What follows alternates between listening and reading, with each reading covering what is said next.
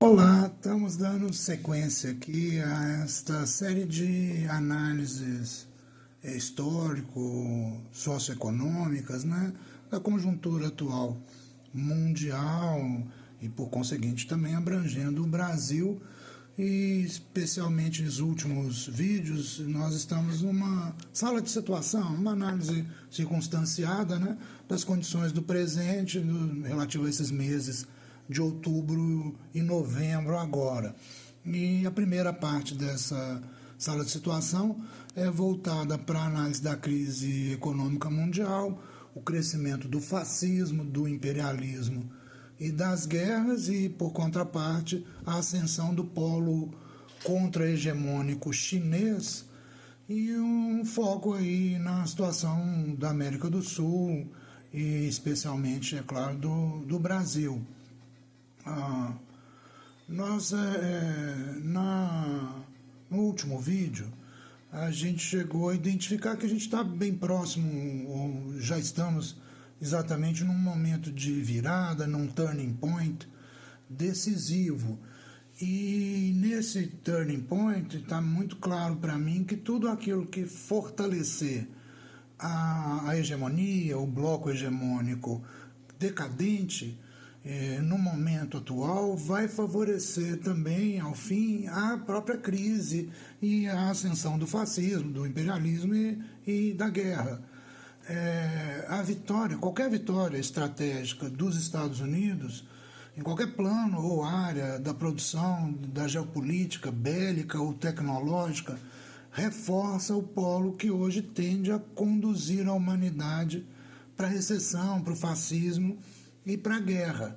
E depois considerei que, é claro que a gente tem que modular isso, que não dá para romper com as parcerias e as dependências que temos dos Estados Unidos, mas que é inevitável que isso aconteça, essa bipolarização e esse conflito, e a gente tem que tomar posição em relação a eles, e a nossa posição deve ser sempre de conquista da nossa própria autonomia em relação aos Estados Unidos, que são hoje o país que exerce alguma tutela e busca ampliar essa tutela e esse controle aqui no Brasil, né?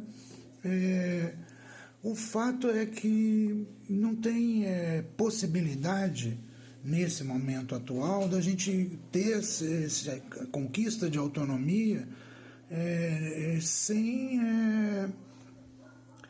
a parceria com a China. Fora da parceria com a China, as forças imperialistas crescentes vão acabar nos dominando ou ampliando o domínio e limitando o próprio desenvolvimento econômico e social do Brasil, como sempre tem acontecido. Não é possível, portanto, é impossível que a gente conquiste um grau maior de autonomia seria impossível, né, se já não tivesse a existência desse bloco contra-hegemônico chinês. É ele que dá margens para que a gente tenha ganhos maiores de autonomia no presente e no futuro próximos. Mas não é que a gente tenha também que optar, né, entre duas condições de subordinação, sair da subordinação aos Estados Unidos e ao bloco hegemônico dos Estados Unidos, a Europa, sobretudo, né, aqui em relação a nós, mas, além, é claro, dos próprios Estados Unidos, mas a gente não teria necessariamente que sair da subordinação a esse país imperialista e a esse bloco imperialista para uma outra subordinação a uma outra potência imperialista. A gente não tem nem mesmo que conceber que vai haver, na resolução dessa crise, um novo polo hegemônico imperialista. Não, eu estou dizendo sempre, afirmando a importância do polo contra-hegemônico chinês, e nunca de um polo hegemônico imperialista chinês. Isso não interessa a nós, e acredito que, numa medida certamente maior e melhor do que aquela dos Estados Unidos e da Europa, não interessa também a China exercer esse papel de império, né? Agora, a gente não tem, então, necessariamente que se posicionar de um modo alinhado, seja a um polo imperialista um ou outro, e que a gente deve, obviamente, buscar desenvolver os novos mecanismos e as instituições multilaterais, mundiais, que vão dar conta dessa nova governança mundial. Isso é claro que é verdade. Só que aí entra a questão estratégica fundamental e não é possível ser ingênuo ou se apoiar apenas em ideologia num momento desse, ou não é correto e tem consequências muito ruins. Porque não é possível conquistar esses avanços em termos de mecanismos, instituições multilaterais, se não for feito uma barreira, se não houver contenção a esse crescendo da violência imperialista no centro dessa aliança hegemônica. Se eles, enfim, marcharem para mais autoritarismo, para mais violência política, mais guerras, e essas são tendências já muito fortes ou predominantes nesses países. Nada disso pode ser confrontado se não houver um polo contra-hegemônico suficiente, né? E essas são as razões pelas quais a gente não deve vacilar. E eu falei isso no último vídeo, seja no plano nacional, como até no plano pessoal, progressivamente mais nós vamos ter que fazer decisões estratégicas entre esses dois blocos conflitantes e fazer as decisões certas. Eu não sei, contudo, se a estrutura social e política brasileira está preparada para fazer as decisões corretas agora.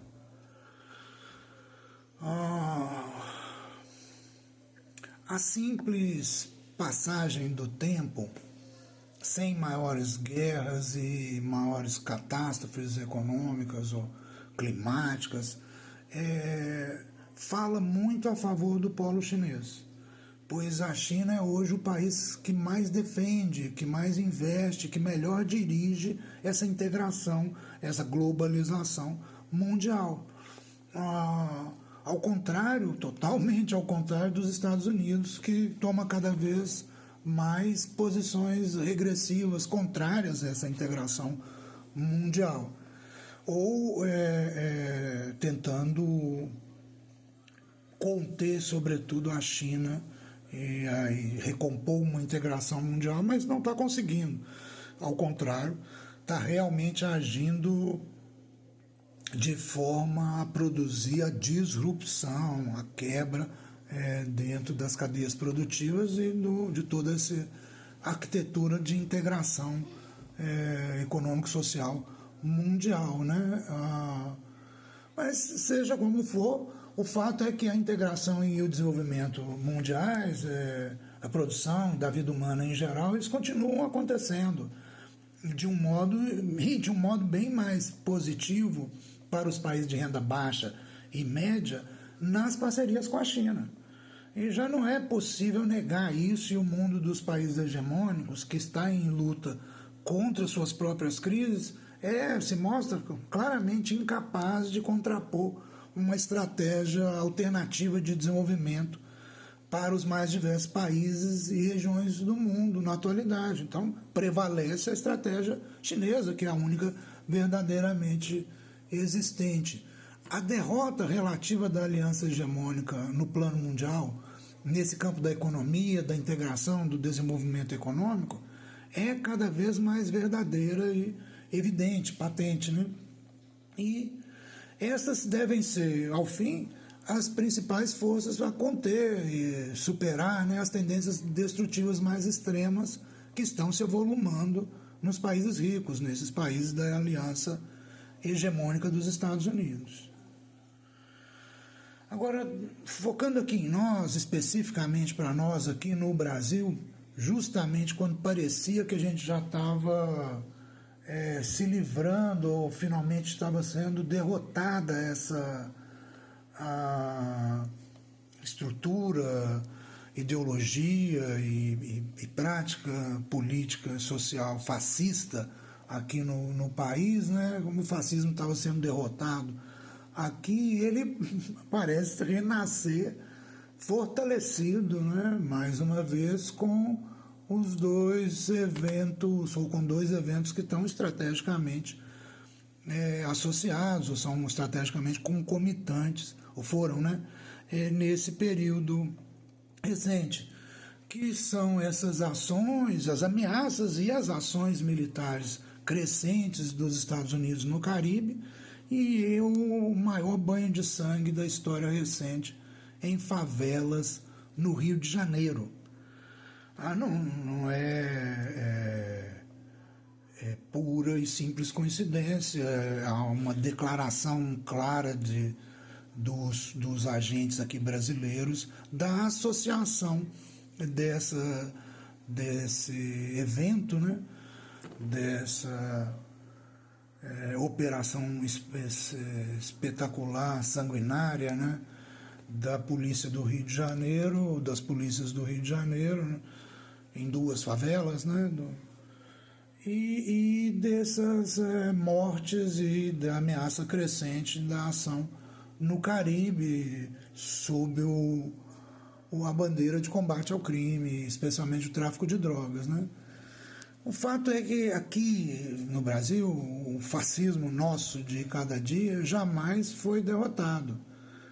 Isso é alguma coisa que eu repito sempre, o fascismo está sempre fortemente presente, por exemplo, nas instituições, nas políticas e ações de segurança, né, sob essa bandeira de combate ao crime, especialmente ao tráfico de drogas. Aí, nessa área, né, o fascismo contamina tudo e até predomina em todos os elos dessa cadeia, ou da cadeia institucional nessa área, da área judicial até a área médica, passando pelas polícias, pelo sistema carcerário.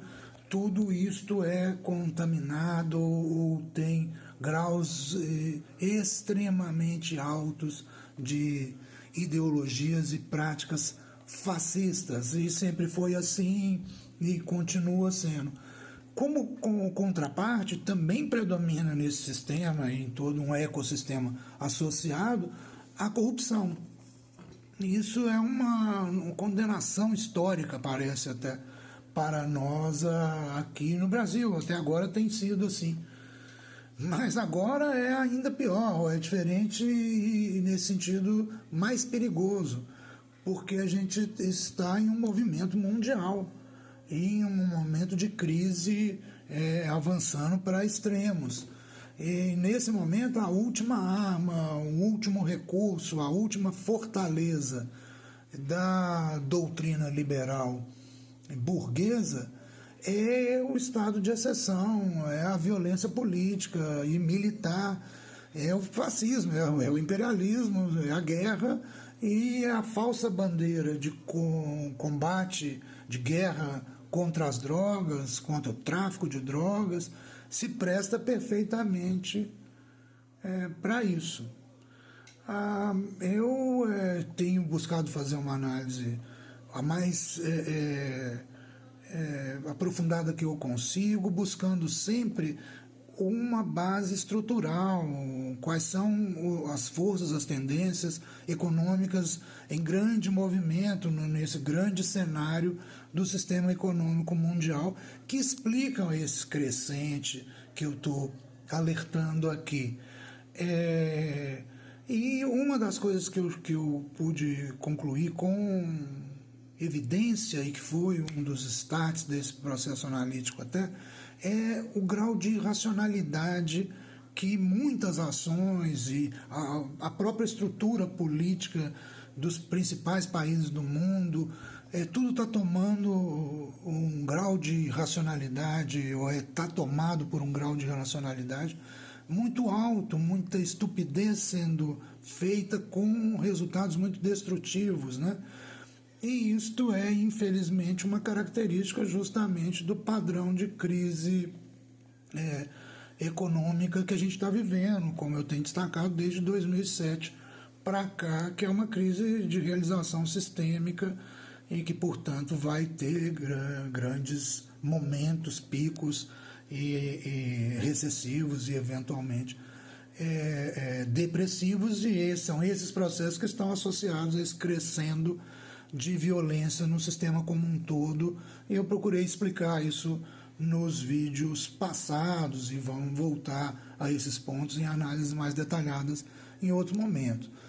Voltando agora para a questão do presente econômico, já estão se mostrando a redução, as paralisias, quebras parciais de cadeias produtivas, de cadeias de comércio no mundo todo, né? Portanto, os efeitos recessivos do tarifaço e das várias sanções e restrições ao livre comércio e investimento mundo afora que estão sendo impostos, que foram impostos, que estão aí no dia a dia, né, sendo manipulados nessa verdadeira guerra econômica que o governo dos Estados Unidos iniciou esse ano, ou pelo menos acentuou drasticamente nesse ano, né?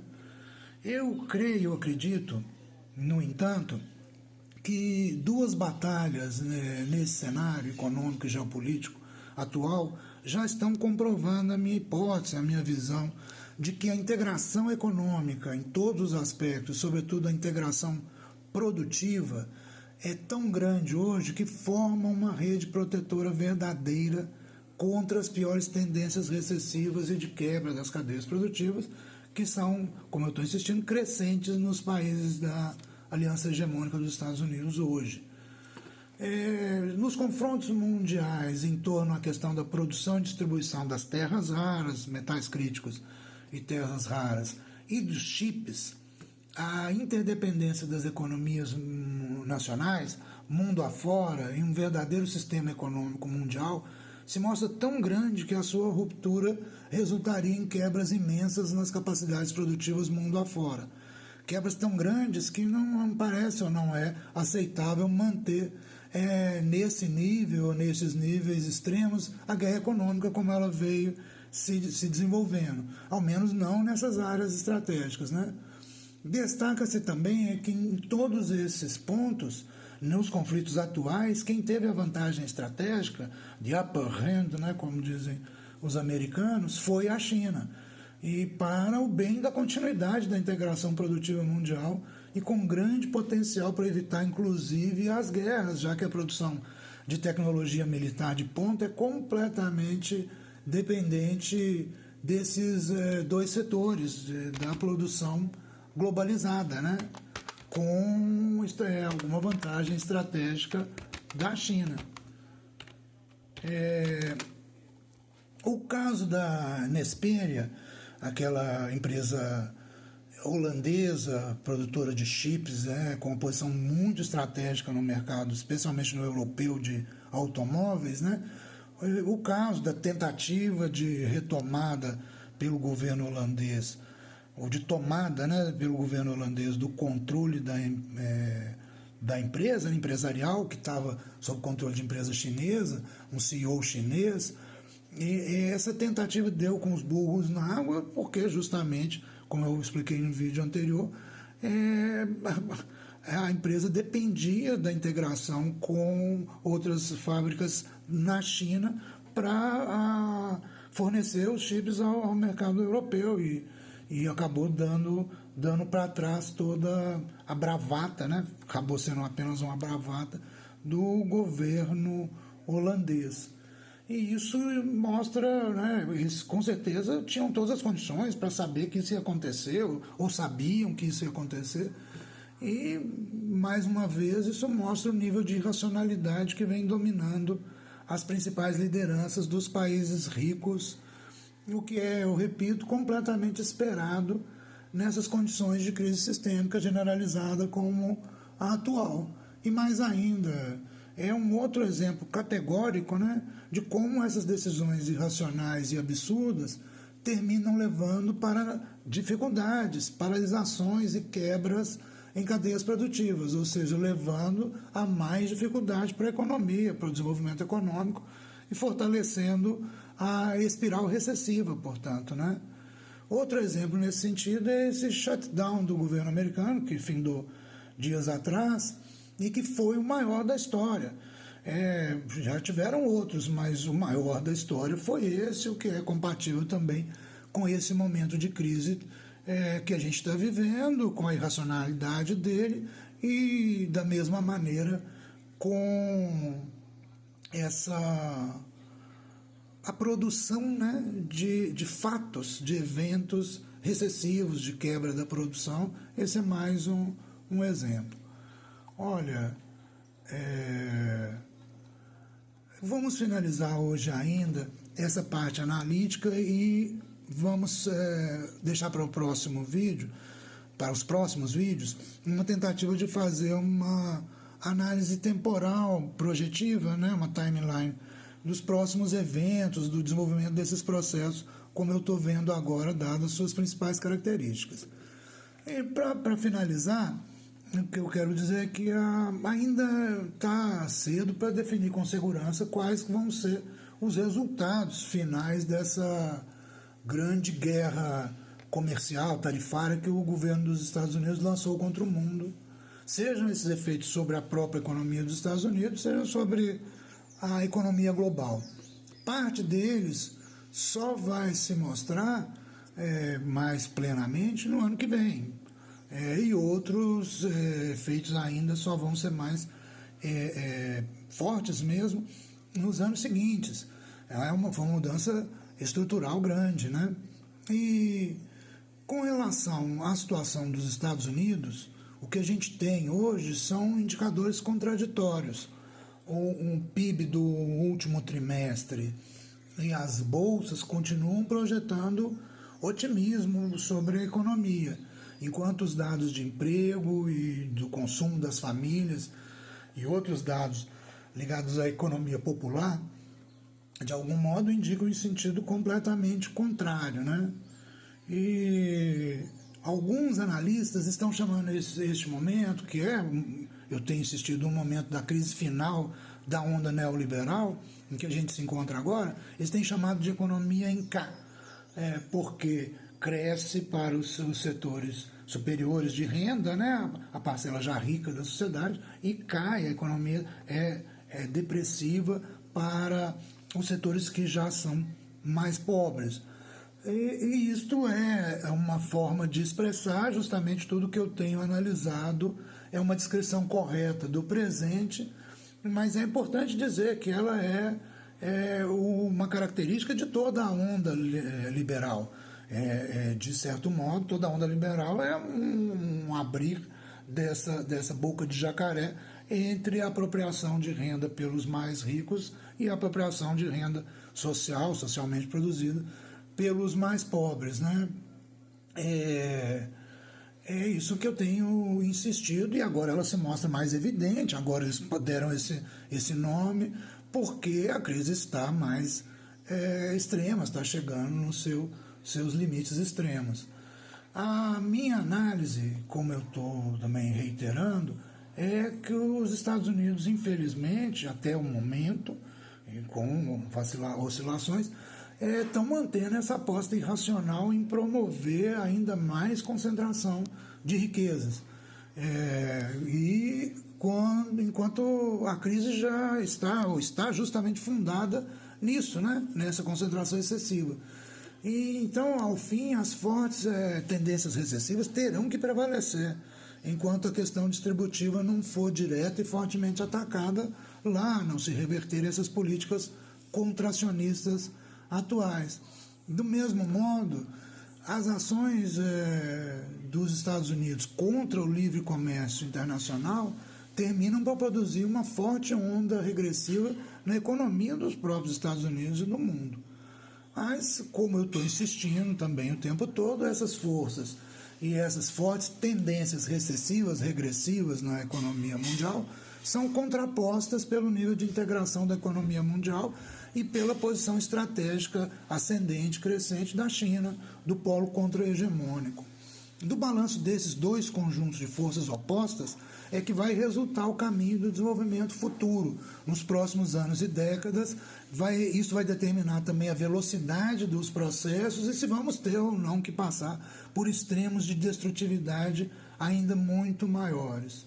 Mas, ao fim, eu entendo assim, esse processo vai conduzir para uma maior socialização do sistema econômico mundial, com redistribuição da riqueza e mais integração produtiva e social, como foi no século passado, na superação da grande crise econômico-social naquele momento. Até a próxima, boa sorte para todos nós.